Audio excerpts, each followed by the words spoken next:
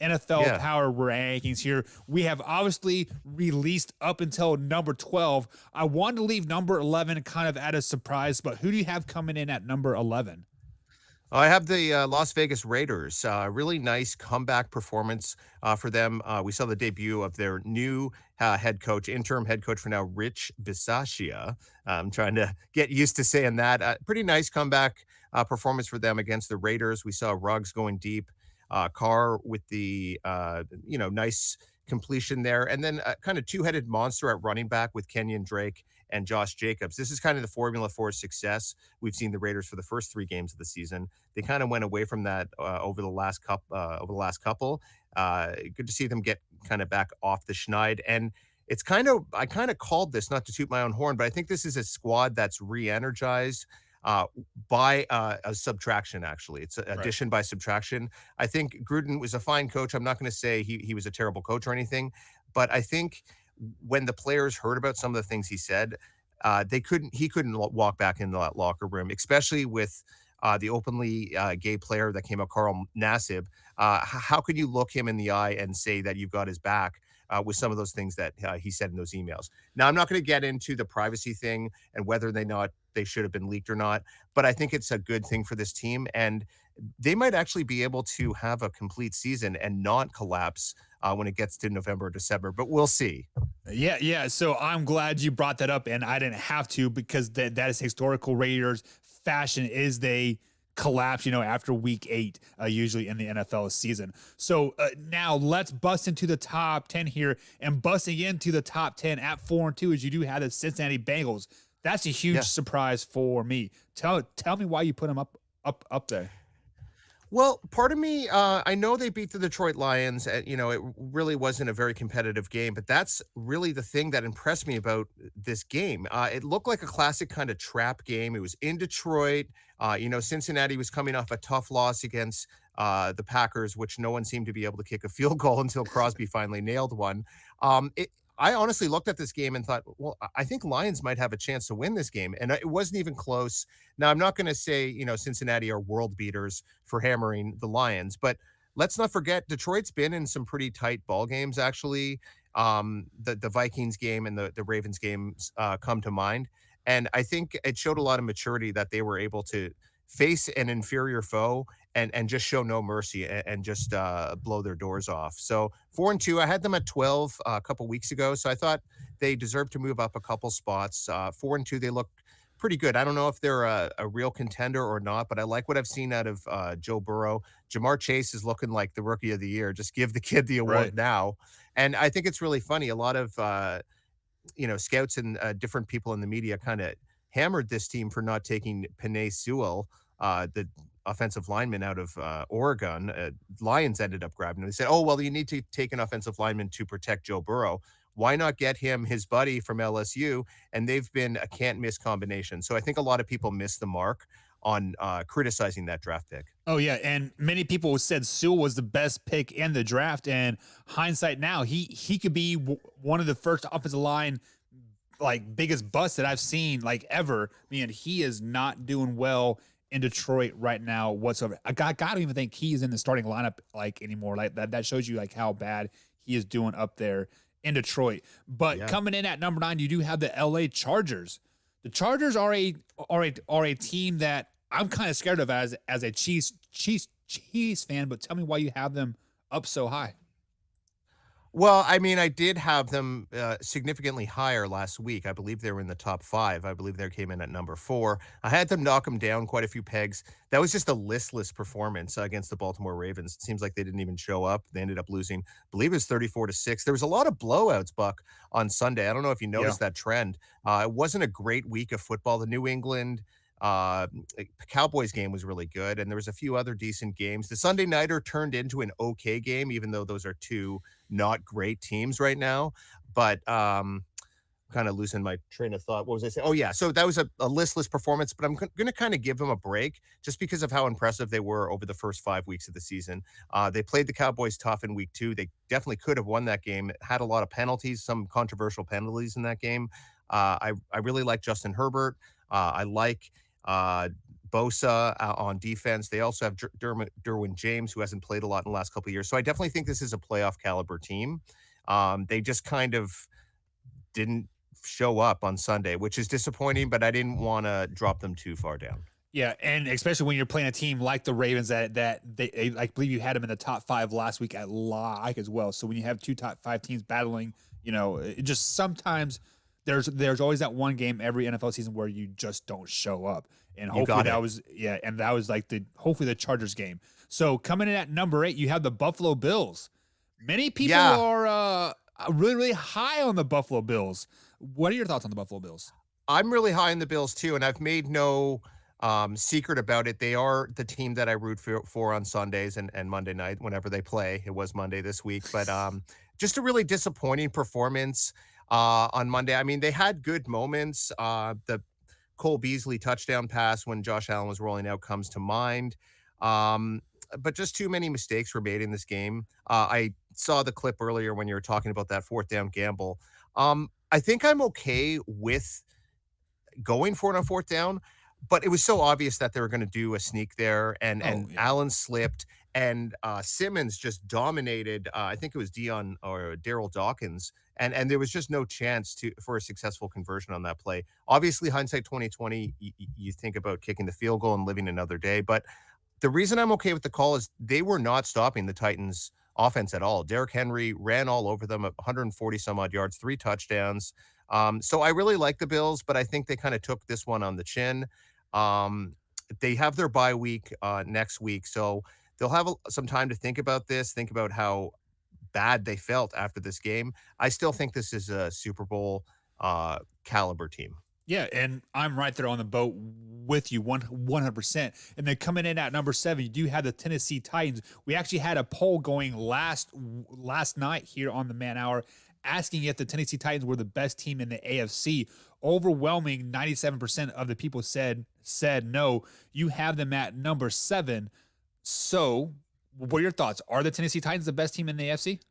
Absolutely not. I really had a tough time with this. I didn't even really want to put them ahead of Buffalo, but they did just beat them. I had them, I believe, at 10 last week. I still think Baltimore is a better team. I know the Chargers are ranked a little bit lower than them, but I think the Chargers are probably capable of beating them as well. Chiefs haven't really gotten it together yet, but I think they're another team that could be capable of beating them, and maybe even the Raiders as well. The Titans are very inconsistent. When the run game gets shut down, then you're kind of depending on Ryan Tannehill. He's probably an average quarterback, probably somewhere in the middle of the starting quarterbacks. I like him more than most. AJ Brown's a pretty good receiver, but they seem to still be developing a lot of their offensive identity with offensive coordinator Arthur Smith, now the head coach of the Atlanta Falcons. So I'd say they're probably somewhere fourth or fifth best team in the AFC, but they're on a roll right now. Did I put them too high? Possible. If someone said that to me, I wouldn't give them a huge argument, but that's how I have it this week. What could I say? Yeah, well, I mean, and then we'll find out next Sunday how good the Tennessee Titans really are because they do play the Kansas City Chiefs. At least it's at home for them. But looking at your 10, 9, 8, 7 teams here, I kind of feel like you could probably put them in a hat and pull them out, and you would have been perfectly fine. As my camera freezes again, and I'm sorry about that. But for some reason, Kind of lost you a bit there. this you can still hear my voice, right? No, you cannot hear it. Give me 1 second. But just to recap here, guys, we do have them. Can you hear me now, Graham? Oh, okay, there we Yeah, go. yeah. So my camera's been freezing. My camera is getting ready to hit the hay. But like I was saying, like I feel like those bottom 4 teams, you could have probably just put like in a hat and pulled them out, and the order wouldn't have mattered that much, unfortunately. Right. So just to recap here, you had the Bengals at 10, Chargers at 9, Bills at 8, 7 to come in is the Titans, and then number 6, you do have the Dallas Cowboys. A little low, Yeah. but Yep. No, I hear that. I definitely considered putting them in the top as high as 4. But I think we this has kind of been a theme. I think I trust the Packers and the Rams a little bit more. I think their defenses are maybe a little bit better, but I love what I've seen out of Trayvon Diggs. Hey, you said he wasn't going to get another interception. Oh That yeah. lasted less than a week because he got another one. He got Mac Jones. He returned it for a touchdown, pick six. So he looks like a tremendous player. Hey, he's got as many touchdowns as Stephon Diggs, who I believe is his brother. There's some kind of a relationship there. Yeah, I think they are I believe. brothers. Yeah. He's Yeah, the so younger they one. both have Yeah. two touchdowns. I'm looking for Stephon to kind of pile a few more touchdowns on there. I'm really interested to see if he could get to 10, but, Dak Prescott looked really good, but this was a bit of a shaky game in some respects against Patriots. They definitely could have lost it. Um, Patriots are a weird team. I know we're not talking about them right now, but 2 and 4, you think about some of their losses, they lost the last second game, against the Buccaneers. They lost by 1 point to the Dolphins the first game of the season. That's the only game the Dolphins have won. And then they lost this game to the Cowboys, a really tough game in overtime. So they're 2 and 4, but three really close losses, and they've been pretty competitive throughout. Yeah, So and if you want to talk about the Patriots, if the ball bounces one way or the other for them, we could be talking about them as a 4-2 team and possibly sure. a top team, a top 10 team in the NFL. But you do have the Patriots right now at number 21. Cowboys coming in at number 6. And Soup Boss himself, which is coming up here in about 15 minutes, says Diggs did not pick off Mac Jones. Aguilar decided to hand it to him.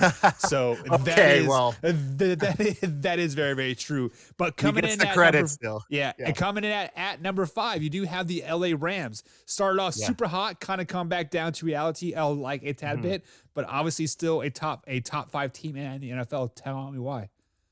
Well, I mean, really good teams take care of business against the not so good teams. Obviously, I've already talked about the Giants. They're not a good team at all, and they didn't waste any time in kind of laying them to waste. I'm not going to give them a bunch of credit for handling the Giants, but I just think this defense with Donald and Ramsey in the back end there. Stafford looks comfortable. Sure, it's not as explosive maybe as the first couple of weeks, but I think he seems comfortable there. The thing about this team I wonder about is the running game as we get into November and December. They don't really have a lot of big names there after some of the injuries. Cam Akers went down. I think it's mostly Sony Michelle. Yep. I don't really know a lot of their other guys as far as their depth is concerned. That could be a bit of an issue.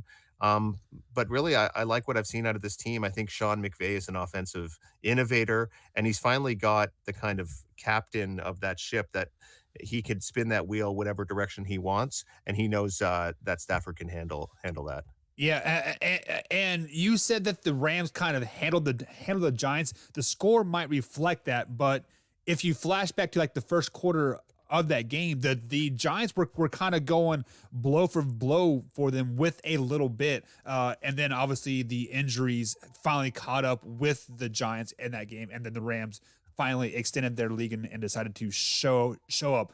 Also, it was a coast to coast game, so that's tough on them as well. So No that doubt. does break us into the top 4. So we have 1, 2, 3, and 4 teams left. Which one do you want to give to us first? Okay, we'll go number 4, the Green Bay Packers. I still own you. I've always owned you. I don't know what came over Aaron Rodgers there. We don't usually see that kind of bravado from him. I Apparently, loved he it. just looked I up loved it. and yeah, he saw the double kickstands or whatever from someone in the crowd. Oh, I almost did a Eli Manning, didn't he do that on Yeah. live TV? I think there might be not quite as many people watching this, but that's okay. But that was pretty funny to see. He does own Chicago. He always seems to beat them. I guess it's a good thing Combs isn't with us right now. He might not be happy with me saying that, but they just look like a healthy team right now. The defense kind of held Chicago in check. That's not saying a whole lot. That's not an offense that has a ton of explosion there, but I trust the Packers right now. They've won 13 games the last couple of seasons, and they seem kind of primed to have that kind of season again, Buck. Like, I don't know if they're going to win 13 or 14 games, but they certainly seem like they could win that division and definitely have a home playoff game or two. That's where what's been left to be desired with this team over the last couple of years. Their playoff results, they've got to the NFC Championship game, but they haven't been able to finish the job. So to me, that's the only question mark with this team is if can they get to the big game. Right. Yeah, you mean like honestly, if you flash back to the Packers game itself, it's it's their opening game, Monday night game versus the Detroit Lions. Ever since that second half of of that game when they shut out the Detroit Lions and scored 21 unanswered points, they've been kind of click on all cylinders. So I Yeah. mean, definitely the Packers are a top five team, hands down. You do have them coming in at number 4. At number 3, you do have Mr. MVP candidate himself. Yes, I said it. Lamar Jackson and the Baltimore Ravens Yeah. coming in at number 3. Do they really deserve that right now? Well, I don't know. I mean, they I had them at number 4 last week. I think I've been kinda high on this team, kinda throughout, even after J.K. Dobbins and, just about every running back on the planet went down for them, just over a month ago. If you think about it, they've gotten guys who a lot of people would consider to be washed up, Devontae Freeman, Le'Veon Bell, and, Latavius was it Murray. Lattimore? Marshawn Lattimore? No, Latavius Murray. Latavius Murray, thank you. Yep. These guys don't need to be studs, but with the amount of traffic that Lamar creates with his RPOs and with his own legs, they just need to run through the holes that are there, and they're going to be good for 150 to 200 yards rushing a game. They blew the doors off the Chargers, who I also had as a top 5 team. The defense is really starting to show some teeth. I really like this team. Um, if you're buying on Lamar Jackson as an MVP candidate, he's below a lot of guys, including Matt Stafford, which I think is crazy. So if you want to buy low on Lamar Jackson for MVP 2021, it might be a decent gamble right now Yeah, if you're a yeah. betting person. Yeah, so Project XX is getting ready to launch here, guys, with the man hour. So stay tuned to that. We'll figure out what that is coming up here, maybe January 1st. But the biggest problem that I have with the Ravens right now is they just lost their starting left tackle to a season-ending ankle surgery. So I'm kind of concerned, kind of wondering how much that will hinder their offense per se. But only time will tell. But right now, the Ravens are number 3. And who you got coming in at number 2? So number 2, I got the defending Super Bowl champions, Tampa Bay Bucks. Not a great performance necessarily. 28-22 victory over the Philadelphia Eagles. I really don't care. I think this team's still getting healthy. Their secondary was kind of decimated in Yeah. the first few weeks of the season. I think this is a veteran team that knows what it takes to get back to the promised land where they got to last year. Led by Tom Brady, this team knows what it takes. But they've got some nice young talent spliced in throughout the roster as well. I like the addition of Giovanni Bernard. I think he's a nice third down back option for them. And I like the way they've drafted over the last couple of years. Carlton Davis has been a guy who's been able to fill in nicely for them. And even the guys who have filled in on the secondary and the back end, I'm kind of blanking on some of the names right now, but they've done a solid job. And sure, people could say, well, they only beat the Eagles by a touchdown on a short week. Sure. But like I said, this is a veteran team. They know that they probably didn't have a ton of gas left in the tank. They just needed to get the W and kind of keep it moving. And with a mini bye, like you were saying kind of earlier, talking about the Browns and the Broncos with the 10 games in between 10 days in between games, this should help them get a little bit more rested heading into the kind of middle part of the season. Yeah, and it'll also give them time to get those veteran players, like you talked about, on the defensive side of the ball to get their legs under them as well. Richard Sherman, for example, they signed him, 2 weeks ago, and he didn't have any training camp. He didn't play, pretty much all of last season because like he was hurt. So like he definitely needs to get his legs under him, and this mini Yeah. bye week is going to be huge for him. Now, coming in at number 1, you do have the Arizona Cardinals. Combs has been hard on you about the Finally. Cardinals. Drew Yeah. has been hard on you about the Cardinals. You Sure. finally bit the bullet. 6-0 Arizona Yeah. Cardinals at number 1. Tell me why you finally put them up there. Oh, there's a lot to say here, Buck. Just for the record, even before the Monday night game with the Bills and the Titans, I had them locked into the number 1 spot. I was really impressed. I kind of forgot about Cliff Kingsbury with the COVID issues entering this football game. I heard about a few of the players, including Chandler Jones, but backup or assistant receivers coach Brandon Whipple is the one who is actually calling in the play calls, and I think that was really impressive um, how they were able to move the ball against this Cleveland defense that had shown a lot of pressure and a lot of ability to take the ball away. This wasn't really that close of a game. I know Cleveland had the Hail Mary right before the end of the first half, and they kind of made it a bit close, but Arizona ended up pulling away. They look like they have, a top five offense, maybe even a top three offense, and their defense looks really ferocious as well. Marcus Golden, a few other guys coming off the edge. It's not just J.J. Watt and Chandler Jones. They have a lot of playmakers on that defense. They're 6-0, and this is over a third of the season through undefeated. So I'm very impressed with them. They deserve the top spot. They will be disrespected no more. Yeah,